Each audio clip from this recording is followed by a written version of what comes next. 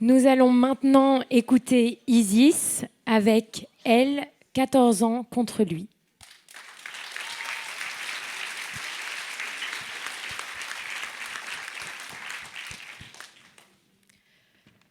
Mesdames, Messieurs, aujourd'hui, j'ai l'occasion de vous parler d'une affaire grave, d'une affaire criminelle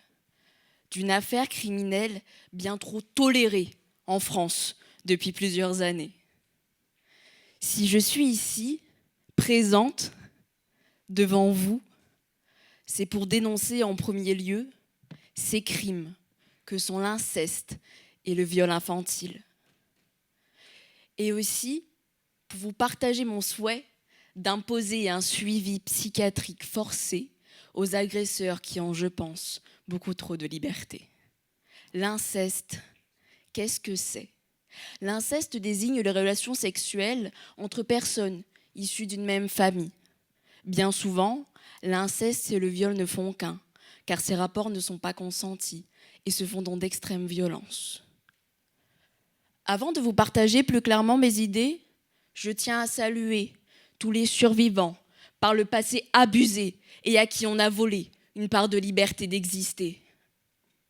Je parle certes des Paula, des Delphine, des Marjolaine, des Odile, mais je parle aussi au Eric et au Raphaël. Ces prénoms sont les prénoms de personnes qui, je peux vous l'assurer, en ont bavé. Elles sont des millions et ont droit à la parole. Paula avait 6 ans ce jour-là. Elle les fêtait. Mais lui n'a vu qu'un objet soumis, prêt à servir ses plus sales envies. Vous voulez voir cette photo ? La photo de cette jeune fille en robe de princesse, ne comprenant pas encore la signification du mot inceste. Aujourd'hui, Paula a 18 ans et fait face à une réalité qui est que jusqu'à ses 11 ans, je dis 11 ans, elle s'est vue abusée. On lui a pris son enfance, son innocence et sa vie. À 14 ans, quand enfin la vérité a éclaté, pensez-vous savoir ce qu'on lui a demandé ? Je sais qu'intérieurement, la réponse est oui. Pourquoi tu ne l'as pas dit ? La victime devient naturellement le coupable premier, mais j'ai une question. Connaissez-vous le poids de vivre avec le trouble de la personnalité borderline ? Car elle, oui. Avez-vous déjà vécu une dépression lourde à supporter ? Car elle l'a vécu aussi. Et ici, je ne vous parle que des 2 conséquences parmi tant d'autres qui ont participé à la destruction de cette jeune fille, à la torture psychologique de cette jeune fille qui, heureusement, continue de se battre et de lutter pour ne pas abandonner et pour avancer. Pour elle, porter plainte n'avait pas d'intérêt, car d'elle-même, elle savait que sa parole ne serait que trop peu écoutée. Elle, 14 ans contre lui, adulte possédant de l'influence. Elle, 14 ans contre lui, imposant sa domination et sa puissance. Peut-être que dans quelques années, elle souhaitera porter plainte. Mais peut-être qu'il sera trop tard, car oui, dans notre pays, le viol a une date de péremption. 20 années résolues à partir de la majorité de la victime. Mesdames, Messieurs, j'ai une question à vous poser. Une simple question. Connaissez-vous réellement le nombre de cas annuels de victimes, de mineurs ayant vécu un viol en France ?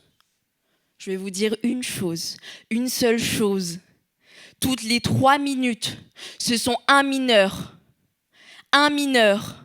toutes ces 3 minutes, qui est déclaré, qui est enregistré comme ayant vécu une agression sexuelle. Pour les femmes, nous recensons une agression toutes les 5 minutes. Comment justifier cela ? Comment justifier le fait que ces agressions sur les mineurs soient aussi nombreuses ? Car oui, nous avons des chiffres officiels, chiffres choquants. Mais que valent-ils réellement quand nous savons que la plupart des victimes ne portent pas plainte et ne sont pas enregistrées ? Soyons honnêtes, nous avons en face de nous des personnes malades, oui. Car nous savons tous ici que vouloir des relations sexuelles avec un mineur n'est pas normal. Il faut réellement être instable psychologiquement pour commettre de tels actes. Je suis sérieuse. Je parle à toutes les personnes concernées ici. Notre manière de gérer ces personnes doit changer.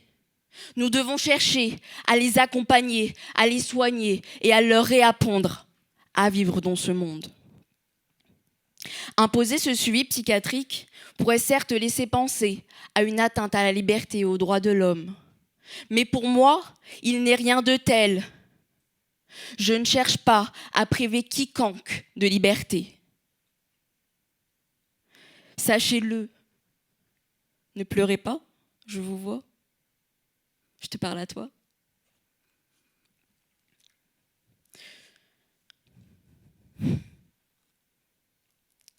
Que pouvons-nous faire pour que ces chiffres baissent ? Peut-être pourrions-nous éviter les récidives de ces bourreaux ? Car oui, comme je l'ai dit, je ne cherche pas à priver quiconque de liberté. Au contraire, la vengeance, je ne la veux pas. Je ne la cherche pas.